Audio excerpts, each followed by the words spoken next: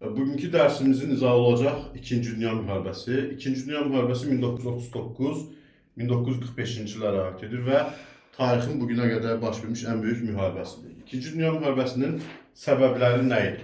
Almaniya, Yaponiya və İtaliyanın Birinci Dünya Müharibəsinin nəticələrindən narazı qalaraq qisasçı siyasət yeritməsi. İngiltərə və Fransanın Almaniyanı sakitləşdirməyə çalışması, SSR-nin Almaniya ilə əməkdaşlıq etməsi və dünyanın yenidən bölüşülmək yolunda gedən mübarizə. 1939-cu ilin sentyabrında Almaniya və SSR Polşaya birlikdə hücum etdilər. Yəni birinci Almaniya hücum etdi, bir neçə gündən sonra Polşa SSR hücum etdi. Molotov-Ribbentrop paktının şərtlərinə əsasən onlar çünki Polşanı bölmüşdülər.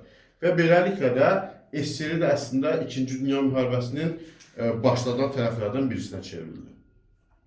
Almaniyanın Polşaya hücumundan sonra İngiltərə və Fransa Almaniya müharibə elan etdi. Lakin qərb cəbhəsində Fransız-Alman cəbhəsində döyüşlər olmadığına görə bu adlanır qəribə müharibə.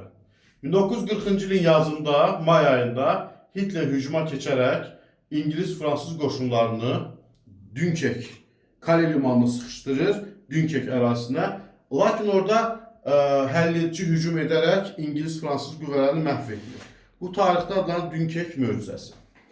1940-cı il iyun ayında Fransa təslim oldu. 1940-cı ilin sentyabr ayında Üçlük Paktı imzalandı. Üçlük Paktı Almaniya, İtaliya və Yaponiya arasında imzalanmışdı. Fransanın təslim olmasından sonra Avropada Almanlara qarşı müqavimət göstərən yeganə bir dövlət qaldı, Böyük Britaniya. Ona görə də Böyük Britaniya sonuncu qala, Avropanın, dünyanın sonuncu qalası sayılırdı. Hitler Böyük Britaniyanı hava hücumuyla və yaxud da dəniz döyüşləri ilə zəiflədərək təslim olmağa məcbur etmək istəsə də bunu bacarmadı. Çünki Britaniyanın dəniz donanması Almanlarındakindən daha güclüydü.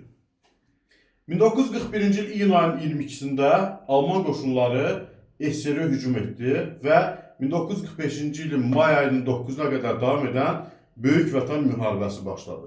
Böyük Vətən müharibəsi İkinci Dünya müharibəsinin tərkib hissəsi idi.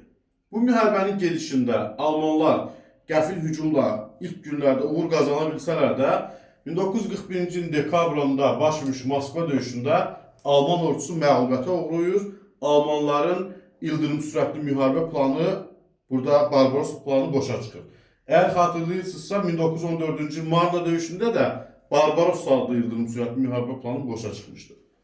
1942-ci ilin sonu, 43-cü ilin əvvəllərində baş vermiş Stalingrad döyüşü və 1943-cü ilin yayında baş vermiş Kursk döyüşü Sovet-Alman cəbhəsinə əsaslı dönüş yaradan döyüşlərdir. Yəni Almanların məğlub edildiyi döyüşlər, müharibənin taleyini həll edən döyüşlər bu döyüşlərdir. Ümumiyyətlə 1942-ci ilin yayından etibarən müttəfiqlər bütün cəbhələrdə faşist blokunu məğlub ediblər. 1942-ci ildə Mərcan döyüşündə, Mərcan adaları yaxındakı döyüşdə ABŞ donanması Yaponları məğlub edərək Avstraliyanı Yapon hücum təhlükəsindən xilas etdi. Eyni zamanda Midyeyi dəniz döyüşündə də Yaponlar məğlub edildi. Və bundan sonra Yaponlar Sakit Okeanda fəal hərbi əməliyyatlara davam edə bilmədilər. 1943-cü ildə Tehranda böyük üçlüyün, yəni ABŞ, İngiltərə və SSR rəhbərliyinin Tehran konfransı çağırıldı. Tehran konfransında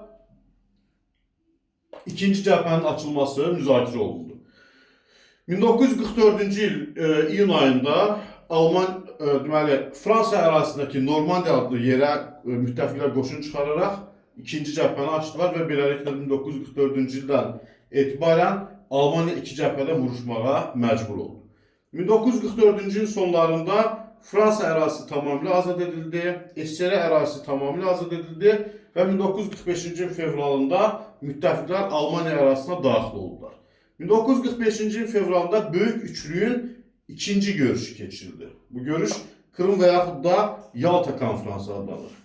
Və bu görüşdə SSR-nin qərb sərhədləri tanındı. Azad edilmiş Avropa haqqında bəyannamə imzalandı. Eyni zamanda Birləşmiş Millətlər Təşkilatının iş qaydaları burada müəyyənləşdirildi.